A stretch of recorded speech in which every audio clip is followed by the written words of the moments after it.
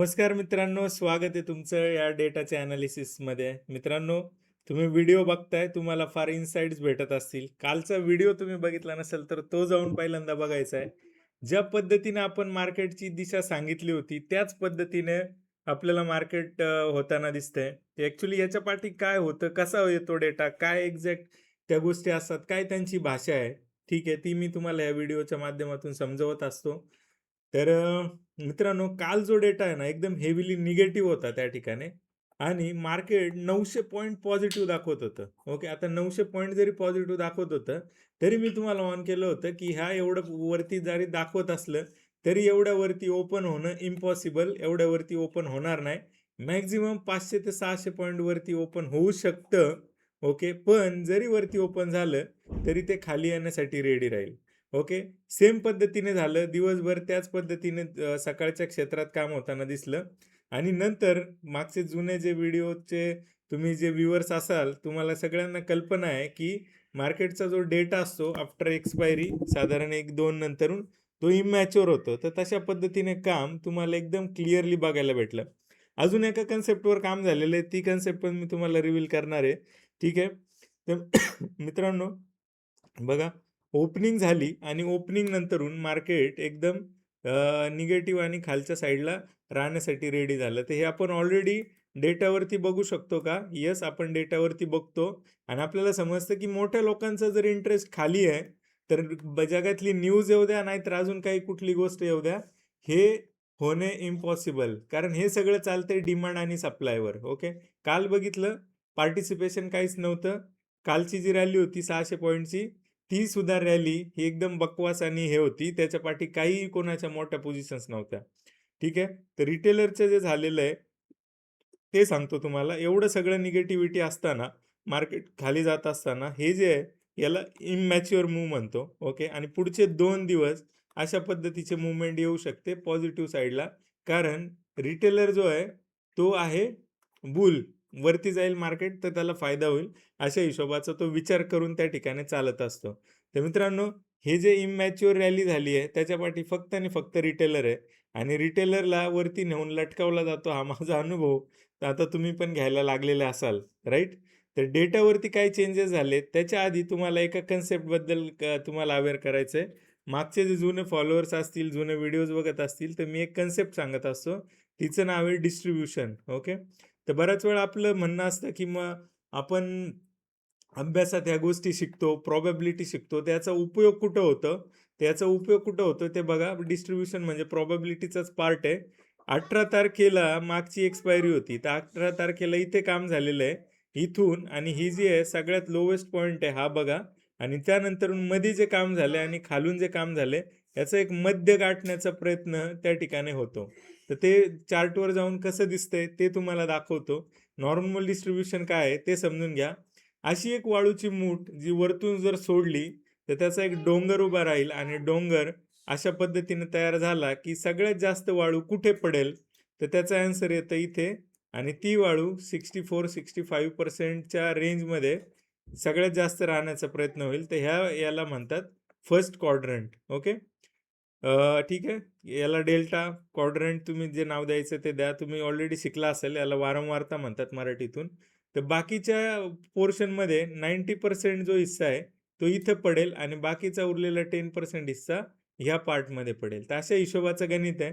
आता हे जे लोकं आहेत, मोठे लोकं, ते सेलर्स आहेत आणि एवढ्या सगळ्या गोष्टी केल्यानंतरून त्यांना कुठल्या लेव्हलला काय हे केल्यानंतरून फायदा होतो, तर त्या हिशोबाने ते पोझिशनिंग करत असतात. ओके, वारंवार ती पोझिशनिंग करत असतात. तर अशा पद्धतीचा हा डेटा आहे. याला बऱ्याचशा गोष्टींचं मॅथेमॅटिकल टर्म्स आहेत. मी वारंवार सांगत असतो. काही स्टॅटिस्टिकल गोष्टी आहेत. आपल्याला असे मोठे काही गोष्टी होण्याच्या आधीचा भूकंप कळतो का? येस, तो पण कळतो. आज पार्टिसिपंटला कळाला असेल, हा जो मूव्ह आला वरच्या साईडला तो पण कसा आला होता. खाली जो मूव्ह येत होता त्याबद्दलचा डेटा कसा होता त्या काळात, तो त्यांनी अनुभवलेला आहे. तुम्हालाही असंच अनुभवायचं असेल, ह्या गोष्टींचं रिअल टाईम नॉलेज घ्यायचं असेल आणि ते जगायचं असेल मार्केट, तर तुम्ही जॉईन करू शकता. 2 एप्रिलपासून आपली बॅच चालू होते. मी डिटेल्स देतोय. ओके. अँड्रॉइड ॲपची लिंक त्या ठिकाणी दिलेली आहे तुम्हाला खाली. ओके. नसेल तर इन्स्टा बायोमध्ये जा. तिथं तुम्हाला कोर्स रिलेटेड डिटेल्स दिलेले आहे. ज्यांना शिकण्याची इच्छा आहे जेन्युइनली शिका मित्रांनो. ते रिझन असं आहे, ह्या ज्या गोष्टी आहेत, हे आपल्याला पुढे जाऊन कोणी शिकवणार नाहीये. तुम्हाला त्या उलट्या पद्धतीने लटकवल्या जातील. सपोर्ट रेझिस्टन्समध्ये तुम्ही अडकाल आणि त्या ठिकाणी जे ॲक्चुअल मार्केट आहे ते त्यापासून लांब राहाल. ठीक आहे. तर आज परत शेअरबाबत सगळ्यांचा प्रश्न असतो, की आज कुठला शेअर वरती गेला? आज काय कमाल झाली? तर मित्रांनो आज सुद्धा कमाल झालेली आहे. ते पण बघायचं आहे आपल्याला. तर ॲक्चुअली हे मी नाही पकडला. मी जो स्टॉक दिला होता त्याच्यामध्ये थोडेसे मूव्हमेंट आले. कदाचित तो कॉस्ट टू कॉस्ट त्या ठिकाणी त्यातून आपल्याला बाहेर पडावं लागलं. इट्स ओके, तो पार्ट आहे त्याचा. तर JBMचा शेअर दिला होता. JBMच्या शेअरमध्ये आपल्याला एक थोडीशी रॅली आली सुद्धा म्हणजे आपल्या लेवलपासून आणि ती बराच वेळ सस्टेन झाली आणि नंतर ते हे झालं. ठीक आहे. तर दोनदा ते स्पाइक आपल्याला येऊन गेले. ठीक आहे. तर हा इथूनचा स्पाइक होता. त्यानंतरून ती लेवल नाही जोडली जी आपली स्टॉप लॉसची होती. बराच वेळ हे राहिला आणि ऑलमोस्ट 585 पर्यंतचा त्याने मूव्हमेंट त्या ठिकाणी दिला होता. तर हा जो झोन आहे बराच वेळ होल्ड होता. तर मित्रांनो हे अपेक्षित नसतं मला. ज्यावेळी मी तो शेअर देईल तो रॉकेट झाला पाहिजे आणि तो रॉकेट होत 20% वरती गेला पाहिजे. तर आजचा तो शेअर फेल झाला माझा. पण पार्टिसिपंटनी जो पकडलाय ना तो एकदम मॅजिकल आहे. तो बघायचा आहे तुम्हाला, तो सांगतोय. ठीक आहे. तर पार्टिसिपंटने अजून काही शेअर्स पकडले होते. त्यातला जो आहे हा BS इंटरनॅशनलचा शेअर, BLSचा शेअर, त्याची रॅली तुम्ही बघू शकत असाल. तर ती थोडी रॅली उशिरा आली. ओके. ह्या लेवलपासून रॅली आली आणि ही रॅली 556 पासून 251 पासून 260 पर्यंतची 64 पर्यंतची रॅली त्या ठिकाणी आपल्याला बघायला मिळाली. ठीक आहे. तर काही पार्टिसिपंटनी अर्ली पकडला, काहींनी उशिरा पकडला, पण ही रॅली त्यांनी ती कॅप्चर केलेली आहे. तर मित्रांनो असं मॅजिक तुम्हाला पण जगायचं असेल, तुम्हाला पण हे करायचं असेल तर डिटेल्स ऑलरेडी आहेत. ओके. आता डेटावरती जाऊया. डेटा कशा पद्धतीचा आलाय ते आपल्याला समजून घ्यायचं आहे. डेटा जो आहे तो निगेटिव्हच आहे आणि फार हेवी निगेटिव्ह आहे. रिटेलर आता रात्रीच्या त्या 200-400 पॉईंटच्या मूव्हमध्ये फार खुश होईल आणि त्या ठिकाणी हे होईल. तर कालचा डेटा बघून घ्या. काल ज्यांनी व्हिडिओ नसेल बघितला, व्हिडिओ बघायचा आहे. कालचा डेटा त्यांनी ॲज इट इज होताना का दिसतं, त्याच्या पाठी काय लॉजिक आहे, काय रीडिंग्ज आहेत, काय फॅक्ट्स आहेत. तर हे कुठल्या आदांतरी गोष्टीवर डिपेंड नसून ह्याला काही बेसिक गोष्टी ज्या डिमांड सप्लायचा आहे त्याचा बेस आहे. तर मित्रांनो आजसाठीचा डेटा बघा. इथे ऑलमोस्ट 40% ज्या पोझिशन्स आहेत त्या कट झालेल्या आहेत. कट झालेल्या आहेत इन द सेन्स 30 लाखाच्या 33 लाखाच्या पोझिशन्स 20-21 लाखावरती आल्यात आणि तरी सुद्धा 10 लाख निगेटिव्ह आहे. मी कालच्या व्हिडिओमध्ये क्लिअरली सांगितलं होतं की ॲटलिस्ट 3 लाखाच्या ज्या पोझिशन्स आहेत त्या कट होतील.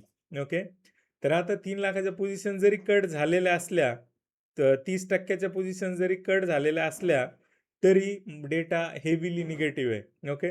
जी वरची लेवल येईल ती सोल्ड इन टू, त्यात काही शंका असण्याचं कारण नाही. FI कधी नव्हे तो एवढा निगेटिव्ह झालेला आहे. 20-20% पोझिशन्स कमी करून सुद्धा तो 9,33,000 पोझिशन्स घेऊन झालेला आहे.